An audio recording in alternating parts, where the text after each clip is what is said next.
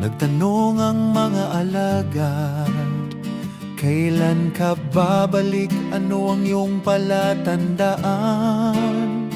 Sabi ni Jesus, mag-ingat kayo't magbantay. Huwag padaya sa maling aral ng sanlibutan.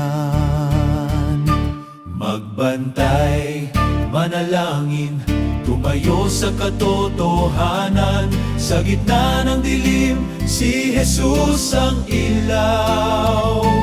Magtiis, maglingkod hanggang wakas ng panahon. Siya'y babalik, ito ang ating pag-asa ngayon.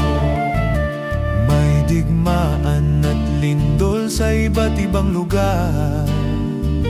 Tagutom at sakit, kalungkutan ay lagana. Ngunit sabi niya, huwag kayong mangamba. Simula pa lamang ito ng paghihirap.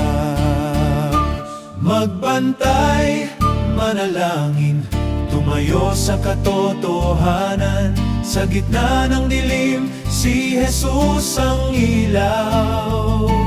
Magtiis, maglingkod hanggang wakas ng panahon. Siya'y babalik, ito ang ating pag-asa ngayon.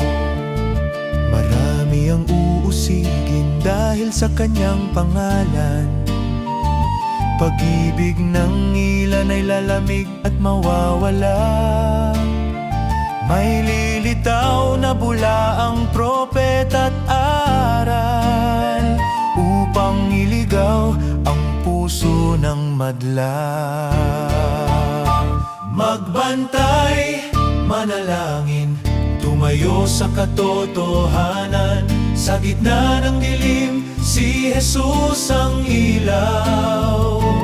Magtiis, maglingkod hanggang wakas ng panahon. Siya'y babalik, ito ang ating pag-asa ngayon.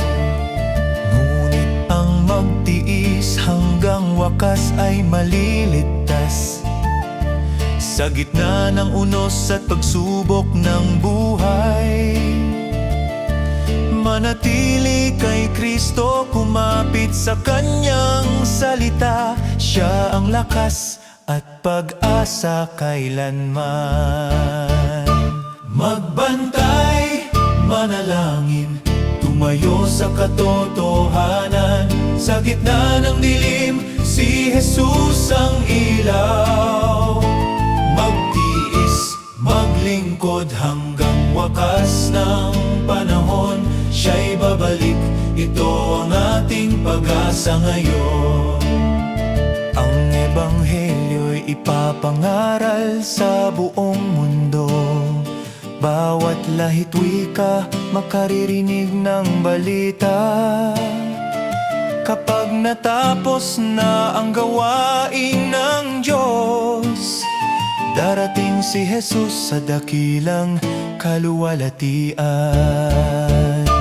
Magbantay, manalangin, tumayo sa katotohanan. Sa gitna ng dilim, si Jesus ang ilaw. Magtiis, maglingkod hanggang wakas ng panahon.